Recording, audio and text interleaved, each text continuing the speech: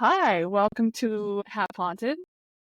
Today we're unpacking Thanksgiving's true origins. I'm with my lovely co-host Raji. Hello, Raji. Hello, hello, hello. Welcome to Half Haunted. Today we're going to uncover the hidden truths behind the history's most fascinating events. I'm your host, Candi. Again, we're with Raji. We're peeling back the layers of a story you thought you knew.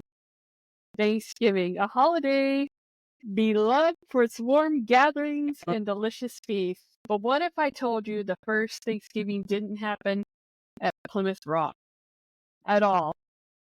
Mm-hmm. It took place in St. Augustine, Florida. Mm-hmm. Oh, I know, I didn't either. Stay with us as we unpack the real history, explore legends, and reveal the forgotten tales behind Thanksgiving. The Thanksgiving tale we all know. Thanksgiving, a time for family, feasting, and gratitude. Most of us grew up learning that a story begins in 1620. The Pilgrims, fresh from the arduous journey, the Mayflower, celebrated their first successful harvest in Plymouth. They invited their Native American allies, the Wampug, to join them in a is it Wampanoag? maybe Wampanoag, to join them in a feast of friendship and faith. It's a comforting story, a symbol of unity and resilience. But history is rarely so simple. Beneath the surface lies a tale of conflict, survival, and culture exchange far more complex than what we learned in school, and perhaps even more surprising. Thanksgiving as we know it might have its true origins over half a century earlier in sunny St. Augustine, Florida. Before the Pilgrims, St. Augustine's forgotten feast. Let's turn back the clock. 1565. Spanish Admiral Pedro Mendez de Alvarez and 1800 settlers made landfall in Florida's coast, establishing St. Augustine, the oldest continuously occupied European settlement in now what is the United States. Upon arriving, Mendez and his crew held a Catholic Mass for Thanksgiving to express gratitude for their safe voyage. They didn't celebrate alone. They invited the Temecula people, the local Native American tribe, to join them in their shared meal. What was on the menu, you ask? Well, let me tell you.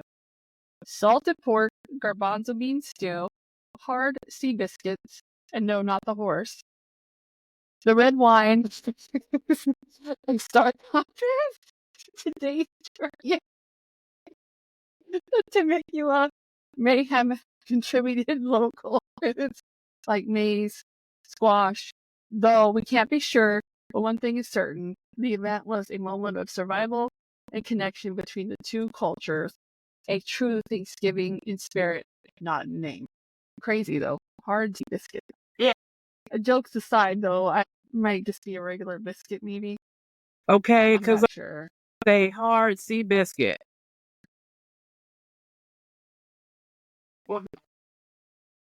So why don't we celebrate St. Augustine's feast? We commemorate this early Thanksgiving. The answer lies in the story we choose to tell about America's origins. The Plymouth Thanksgiving fits neatly into the mythology of America's founding. It represents Protestant ideals of religious freedom and the promise of a new world. A Catholic Mass led by Spanish settlers doesn't align with this narrative, especially since early American historians were often staunchly anti-Catholic. Additionally, the Plymouth story emphasizes a harmonious relationship between settlers and Native Americans, despite the historical reality of being far more fraught by comparison. The St. Augustine's feast, while a moment of gratitude, was part of Spain's broader colonial ambitions, which brought conflict suffering to Native populations. The legacy of St. Augustine's first Thanksgiving. Today, St. Augustine's first Thanksgiving is remembered through landmarks like the Mission of Nombre de Dios, which commemorates the settlers landing with a towering cross. Nearby, the Castillo de San Marcos stands as a symbol of the city's turbulent history. The 17th century fortress, constructed from cocina, a shell limestone, witnessed centuries of war, colonization, and tragedy. Its haunted reputation stems from a past, including its use as a prison for Native Americans. Visitors report ghostly apparitions, eerie phenomenon, such as the usual footsteps and chilling whispers. These spectral reminders underscore the complicated legacy of Thanksgiving, a story of gratitude overshadowed by conquest and loss. Thanksgiving's haunted history. Speaking of haunting, the Castillo de San Marcos, a hotspot for paranormal activity, its walls hold stories of love, betrayal, and injustice. Among the most famous tales is the ghost of Chief Skoala, a Seminole leader captured and imprisoned there. Decapitated. Is that what I said? Decapitated? Yeah. After his death, the restless spirit is said to linger within the fort. Visitors have also reported the scent of otherworldly perfume, the sensation of unseen hands brushing past them. A green patina cannons, now silent, seem to echo memories of forgotten battles. These ghostly encounters remind us that history is never as distant as it seems. The same is true for Thanksgiving, a holiday rooted in both celebration and sorrow. A complicated legacy. As we reflect on Thanksgiving's origins, the clear holiday carries a complicated legacy. The shared meals in Plymouth and St. Augustine were fleeting moments of connection amid centuries of conflict. The ideals of unity and gratitude are real, but they coexist with stories of displacement, survival, and resilience. Acknowledging this complexity doesn't diminish Thanksgiving, it enriches it. Understanding the full history, we honor the diverse voices that shape the tradition and celebrate with greater awareness and purpose. That's interesting. Ooh. Yeah, it is. I never knew about St. Augustine either. Neither did I. I know some people, Black people, do not celebrate Thanksgiving, so there's a whole history with that too, and I couldn't even tell you, do homework on it or tell you anything about it right now. I looked it up last year, but it wasn't enough for me to set in my mind and, so forth. Like, I'm going to be home by myself on Thanksgiving. I could care less right now. It's because I'm trying to heal myself from illness. I celebrate it because I'm thankful for all the stuff I have. Well, and the food's good, but and I like it. My family wanted us to stay in New York over Thanksgiving, which would have been nice, maybe next year, but that would be good. Anyway, on with the of our. There's some stories that pertain to the St. Augustine and Castillo de Marcos, and I'll let you tell those ghost stories. A dangerous perfume. According to legend, a local man with an interest in architecture uncovered a hidden secret while exploring the fort. He was walking when he heard a hollow sound coming from one of the walls. After removing it, exposed a hidden cavity within the fort and illuminated it with his lantern. Inside, he found the skeletal remains of two individuals chained to the wall. He soon realized who they were, missing lovers Dolores and Manuel. In 1784, Colonel Garcia Marti and his young wife Dolores arrived in St. Augustine to start a new life. The colonel was assigned a handsome and charming assistant named Captain Manuel Abela, who Dolores welcomed with open arms. So it was about to go down. It was a cold man, too occupied with the fort and his soldiers to pay attention to his wife. Neglected and mistreated by her husband, Dolores sought love from another man, Captain Abela. One day, Abela reported for his daily meeting with Colonel Marti. While shaking Abela's hand, the colonel took a deep breath and narrowed his eyes in recognition. Marty had just smelled his... I'm sorry. Okay, hold on. Okay. All right, so I didn't shower. Marty had just smelled his wife's perfume on the captain and immediately knew they were having an affair. By the next day, both Dolores and the Captain Abela were nowhere to be found. When questioned about Dolores' disappearance, the colonel claimed she had suddenly become ill. and taken to her aunt's home to recover. He also explained she would be moving back to Spain to live with family. And when he was questioned about the whereabouts of Captain Abela, the colonel claimed he was sent to Cuba on a special assignment. His story was strange since Dolores didn't seem ill, and Abela wouldn't have never left without saying goodbye to his fellow soldiers. Despite the doubts, however, the colonel was never questioned further. It wasn't until their bodies were discovered that the truth came to light. Colonel Marty had kidnapped the couple and locked them away, left to starve within dark, cold walls of San Marcos. But it wasn't all bad. At least now there was an explanation for the harm. People touring the Castillo have reported smelling a sweet, flowery perfume and feeling as if they're being watched. Once you smell the strong scent, the hairs on the back of your neck will stand, leaving you with the feeling you've just encountered a restless spirit. That's crazy. Hours? Yeah, I'm like, oh, okay. I don't know if they're roses or what. Like, I'm out.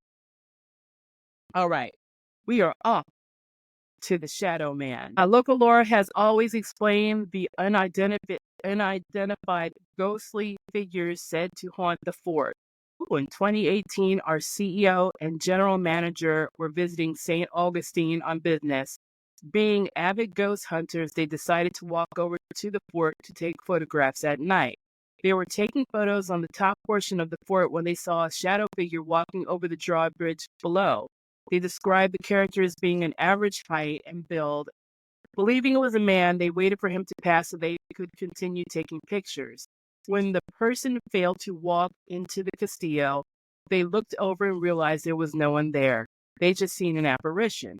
Both of them described the figures as the clearest shadow person they've ever seen. But don't take our word for it. Many visitors have seen this mysterious man walking the Castillo. He is said to pace back and forth by walls, and some even have spotted him walking outside the fort. Theories as to who this man is range from the spirit of the dead soldier to a frightening interdimensional entity.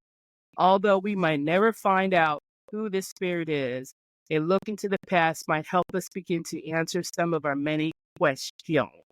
Oh, Troy Taylor, a Thanksgiving ghost story. This guy here, Troy Taylor, on a side note, he's a famous, he's kind of like a cool author, and he has an actual shop in Alton, Illinois that I went to see, that museum down there a couple months ago in the summertime, with all kinds of oddities in there. So this is a story from him. Troy Taylor, a Thanksgiving ghost story. The Hotel Del Coronado in San Diego is one of the most beautiful hotels in the world. I've never stayed there, passed by it multiple times. Me either. And some say the most haunted. The ghost story that has long been attached to the hotel is unique in that it is one of the only Thanksgiving ghost stories that is told. That I did not know about. It involves a young woman named Kate Morgan who checked into the hotel Thanksgiving Day in 1892 and never checked out.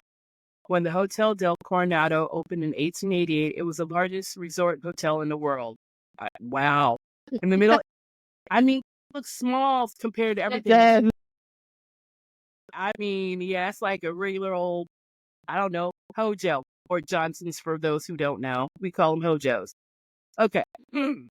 When the Hotel Del Coronado opened up in 1888, it was the largest resort hotel in the world. In the middle 1880s, the San Diego area was the middle of a real estate boom. To draw people to the area, several wealthy businessmen went together and built the Hotel Del Coronado. We just call it the Coronado. The popularity of the hotel was established before the 1920s. It already had hosted Presidents Harrison, McKinley, Taft, and Wilson. The hotel went on to host Presidents Franklin D. Roosevelt, Dwight D. Eisenhower, John F. Kennedy, Lyndon B. Johnson, Richard Nixon, Gerald Ford, Jimmy Carter, Ronald Reagan, George H.W.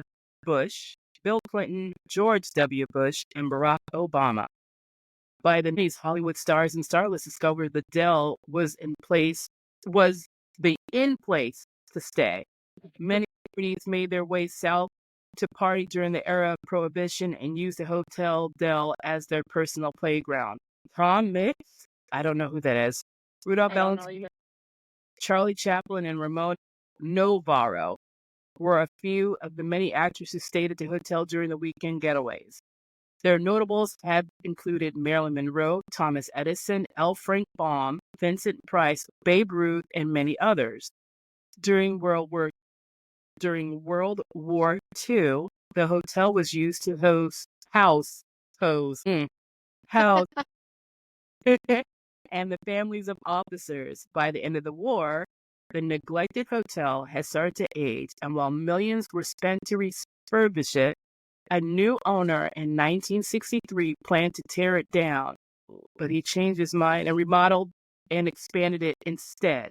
It remains today as one of the most beautiful resorts on the West Coast, and one with several ghosts. The hotel's hauntings include the ghosts of a little boy and a girl, a former hotel caretaker seen in the dining room, and a Victorian woman who has been dancing in the ballroom. But there is none as famous as the ghost of Kate Morgan. As mentioned, Kate checked into the hotel on Thanksgiving Day in 1892, and she never left. While guests and employees believe that most of the paranormal events that occur at the hotel can be connected to Kate, witnesses report flickering lights, televisions that turn on and off by themselves, dramatic shifts in room temperatures, odd scents, unexplained voices, the sound of strange footsteps, mysterious breezes which cause curtains to billow when windows are closed, and objects move on their own accord. And some claim to have seen the ghost of Kate Morgan herself. Kate Morgan, a pretty woman in her mid-20s, checked into the Coronado alone on Thursday, November 24, 1892, Thanksgiving evening. During her stay, hotel employees, many of whom had frequent interactions with Kate, reported that she had appeared ill and very unhappy.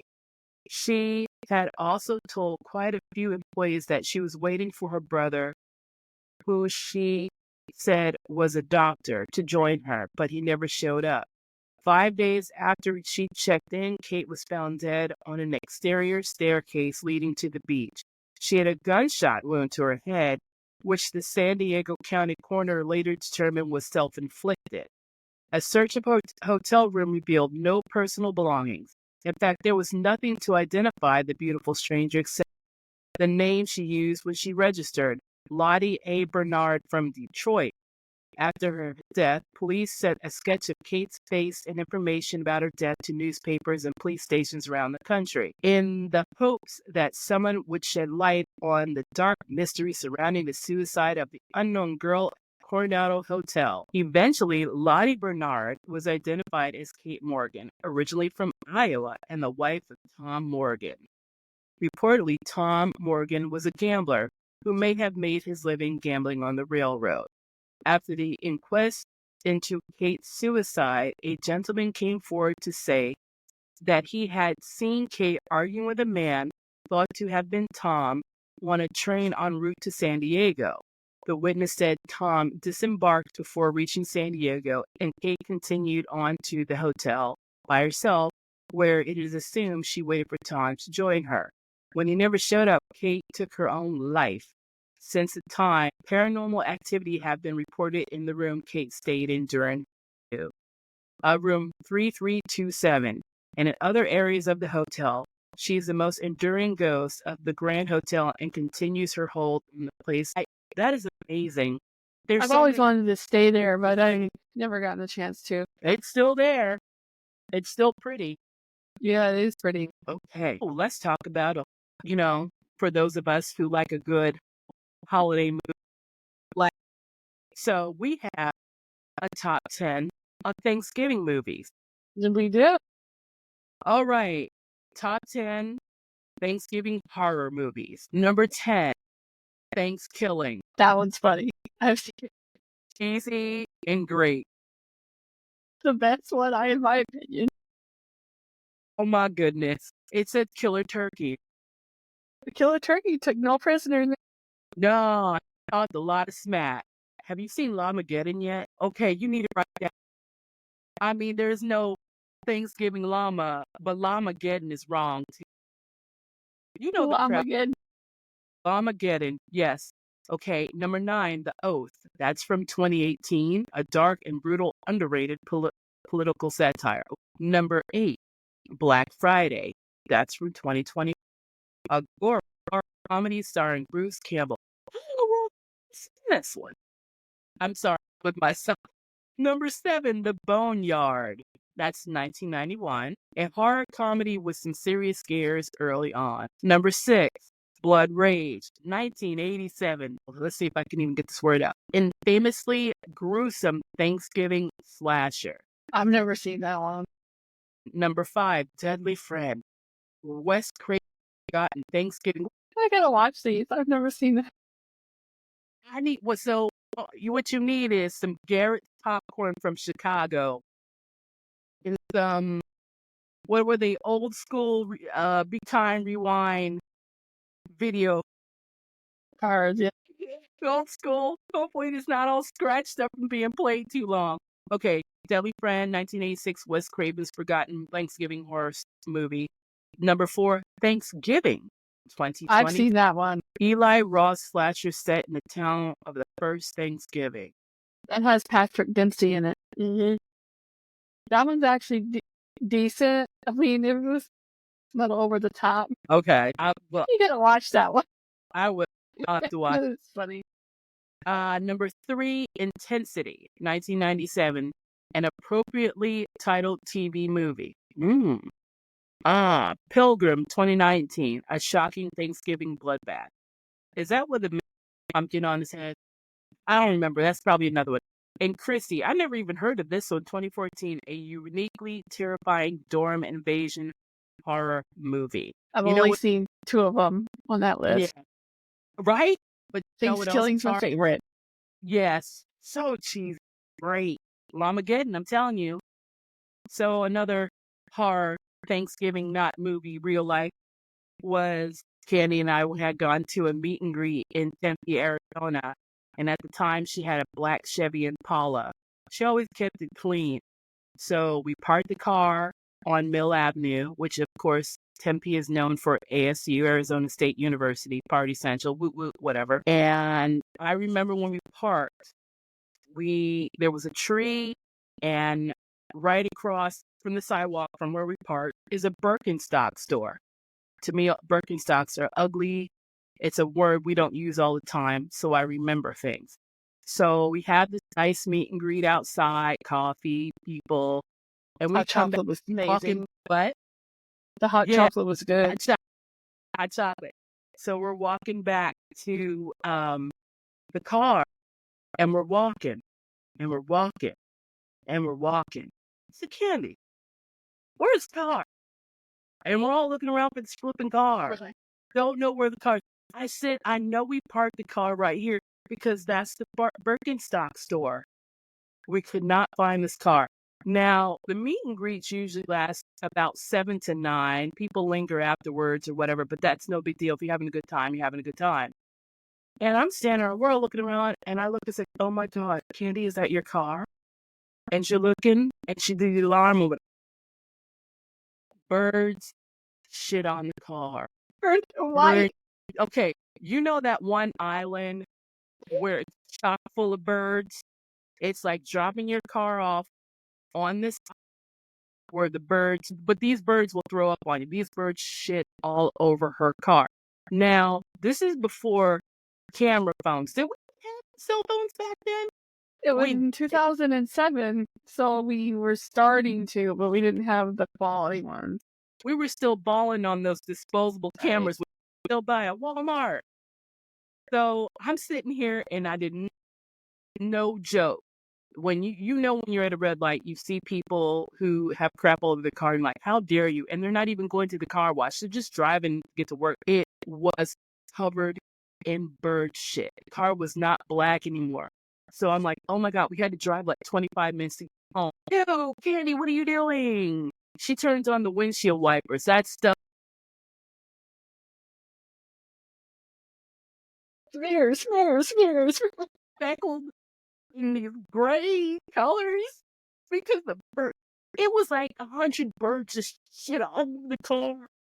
And I'm sitting here freaking out. We had to drive across town to find a power wash.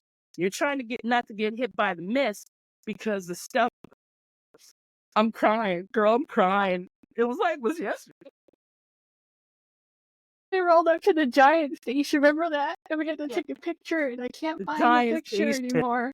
And it was like it's just white. was, it was probably, I don't know if you had a light bulb on, birds eat all kinds of multicolored things. So it looked like a melting pour paint project. It was disgusting. That's a Thanksgiving horror right there. Trying to Yeah, tell a car, trying to get in too was hard. crap, that. Now, we could all Google pictures of cars being crapped, so there is no reason to exaggerate. But it was amazing because these were baby trees, and they were nicely shaped round and stuff. So who would have thought there were 9 billion birds in the tree? And they were like, "Can't piss this off." When she was over there on 27th Avenue, let's come and shit on the car. It was bad. Bad. We didn't know. I thought she got towed and someone took her place. We did not see the car. It, I wish we had a picture of that. It was bad. I took one at the time, and it's gone now. So Those, I don't yeah, know. I guess. ghost in front of your old house probably took it. You know who might have one, but I refuse to talk to. Next segment. Okay, so I have one more story. Sorry. And see, I did it backwards, but it's all good. it's okay. So, all right. So this next story is what's Thanksgiving Ghost. Spirit haunts railroad line in New York. It's written by Jennifer Jones on November 23rd, 2017. On Thanksgiving Day, 1902, southbound train was nearing Geneva, New York, and came upon the Marsh Bridge. As the train approached the bridge, the engineer and the firemen on board heard a piercing scream. When they looked up, they saw a white figure to the east of the bridge, frantically waving its arms. The engineer brought the train to a stop. As he did so, they heard another scream, and the phantom disappeared right before their eyes. The two men got out of the train and inspected the track and the surrounding area for the screaming weirdo they saw just moments before. Nothing was out of place on the track. There was no sign of any person or anything nearby. As they started across the bridge, they heard the shriek one final time. The train pulled into the station, and the men shared the odd experience from the other railroad workers. They learned that there was an accident on the bridge years prior. The engineer and the firemen both died when the train went off the Marsh Bridge. The article said that the fireman's body was lost to the quicksand and never recovered. Ever since the accident, yeah, that's kind of scary. Ever since the accident, a shrieking phantom is said to be spotted on this bridge every year around Thanksgiving. Let me tell you, it's not easy to try and find out the events mentioned in the article from 1902 really happened or not. So this story, she wasn't sure if this was like a real story that happened or not. So I found this online, so I'm not sure. So, it says here, in 1902 really happened or not, or where it happened.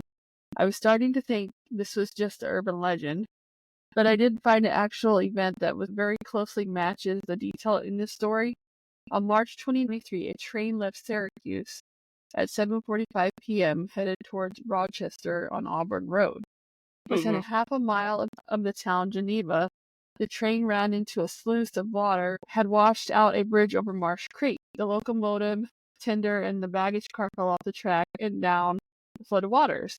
They practically disappeared under the water. Amazingly, the passenger cars stayed on the track, and none of the passengers or the rest of the crew were seriously injured. The same could not be said for the engineer and the fireman. Both disappeared, and due to the raging water, attempts to locate their bodies could not be made immediately. The body of the engineer, Ignatus Bulte, was found on the afternoon of Sunday, March 30th.